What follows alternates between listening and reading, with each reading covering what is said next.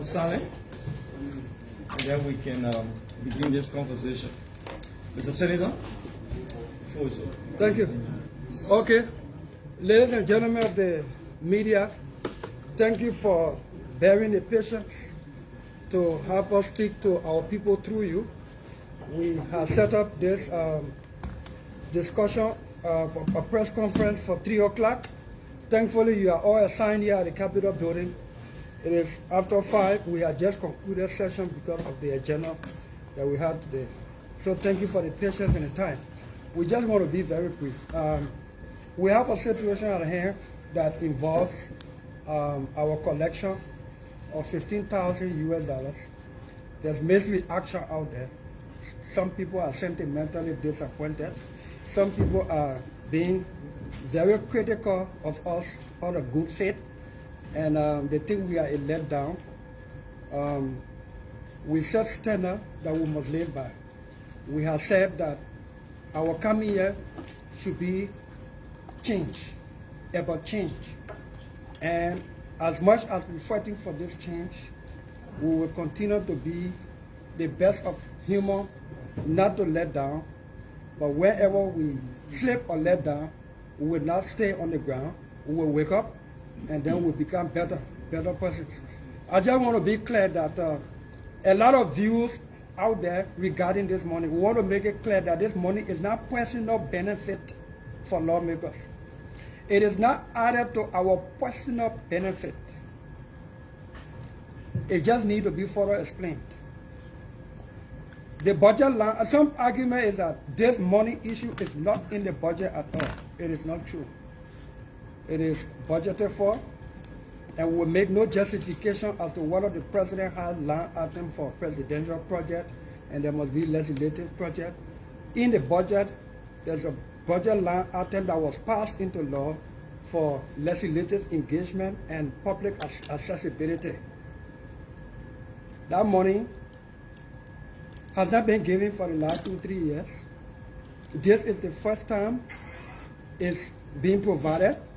This is the first time the public, you in the public, have gotten to know because we announced it. And our announcement of this amount should not be a justification for doing wrong if it is wrong. But if it is wrong and we legalize the wrong, then we don't get to correct it if you don't know. We don't get to correct it if you, the employees of the employers of the people, don't get to know to find out what is wrong. If we do not expose what is happening in the dark, you do not get to know. So there are two schools of thought. Get the money back, no, don't get the money back. Get the money back, no, don't get the money back. I like the fact that the barrage of condemnations and sometimes consolation being thrown at me. It says one thing to me. The country is looking to us with hope. The country has decided that they will use us as compass for integrity into public service. Some people doing it for the politics of it. Some people just want, quote unquote, they like to go off, so they say, we're all in the dark, let remain there. It's okay to be like that. Some people are genuine in their sentiment or the expressions of their disappointment. Some people have been made to believe that this money is added to our personal individual benefit that we can use it anyhow. This money is in the budget. I think now that it has angered the public and everybody knows, we can now go back to the drawing board and do it better. Do it better in the spirit of transparency, accountability, and good governance. Give the money back. No, don't get the money back. So I have decided that as disappointing as it may sound to some people, we will not return the money. We will turn the money over through a communication to Liz, and we ask Liz to join us through the superintendent of this county to find an ideal parcel of land where we begin the construction of a public library. That land will not be in my name. It will be in the name of Monserrado County, and it will become a property of the county. I'm prepared to transfer that money today, tonight, tomorrow morning, at any time. But I will do so after my consultation with Liz. I will do so because we want to account for the money. And now that the public is unhappy with what we do and how we do it, it's time for us to go back to the drawing board to do it the right way. It will take courage. It will take more agents of change. And so we just want to let you know that we have followed your views. We have followed your concerns. We too, we are concerned. If we hurt you by taking this money, we are sorry. But the money was not taken with no intent for me to go to Ghanaville with it. The people are suffering.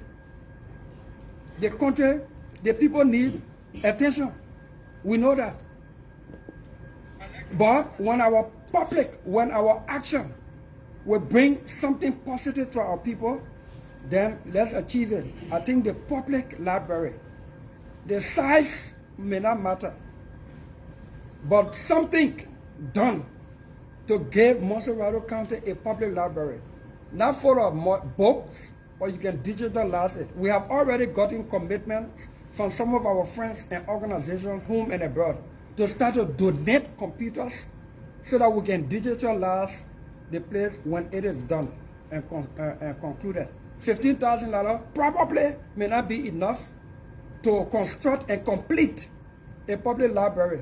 But $15,000 in my view is a start. If we took 2,005 or so, 3,000, it depends on the location of the land, the parcel, the quantity. If we took at least 3,000 to 4,000 to buy the land, probated and everything, the balance $11,000 or $9,000 or $10,000 can start something. And then on the basis of that, we can do lobbying and with friends, and so that we can complete it. It doesn't have to be a giant-sized place. It just has to be modernized with the necessary equipment and technology. And so we just wanted to pass this by you to say thank you for the time and patience. And we want to say to our supporters home and abroad, we don't intend to hurt you or let you down. We are humans as well. We pick up from wherever we may slip, not intentionally, not with any intent to do otherwise. Sometimes you have good intentions, sometimes you end up bad. It doesn't mean that your intention or motive was bad. So we want to say thank you. We're sorry to our supporters who may feel let down by this decision, but I'm sure in the long run, when we can succeed in doing this public library through lists or the institutions of government so that we can trace this money and account for it in keeping with transparency and accountability, then at that time probably some people who are frowning at us today will appreciate our decision. Thank you and God bless you. So with the permission of the Senator, we'll take just 2 questions because of time. 2 questions. Yeah. We'll take Front Page Africa, and then we'll take you from the back page. Just 2 questions. Please just call us your name. The time is fast spent. So, so we have limited questions. I will just double my questions. Now, you already have a project ongoing, which is quote unquote being funded by you from the legal salary. Right. Now, this is another project, and you've earmarked, as I speak up, that this might implement. Even if this project is implemented, in terms of continuity maintenance, this 15,000 might not come always. How do you intend to continue the construction, the completion, the maintenance? Then my last question is, the ANC has urged all CPB members to return the 15K. Will you abide by that request amended from the ANC? I think the statement from the ANC appears to be good, except that maybe it was not really informed. So I will leave it at that. ANC get lawmakers and they will decide so.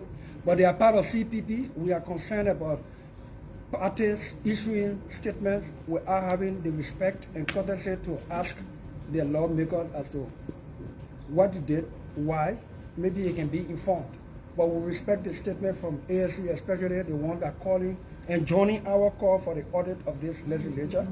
And anything that promotes the spirit of integrity and good governance and transparency, we will continue to be supportive.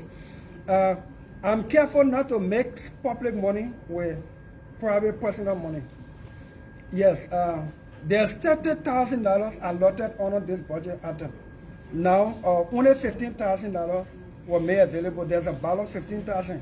Now, the way the public fell on, I don't know what I'm going to tell out of 15,000, but the fact that I can take this one, and if we can utilize it properly for the public good, when we start, and everybody can see clearly that this is what we're doing through the agency of government responsible for this kind of thing, whereby they can account to us on the utilization of the money. Then when we reach at that point, we can decide. I am not of the view that we lawmakers should be doing individual lawmaker project with public money. I think we should channel it in a way that it goes to where it should go. This money is actually not for individual lawmaker project. It's for engagements and accessibility. Now, whatever that means is up for debate. And no comparison, no argument here. We passed a budget and gave people in the executive, like a ministry, who put $200,000-300,000 in the budget for professional services. That minister can use his discretion as to who to employ as a consultant, or when to consult and employ professional services for something he or she wants to do.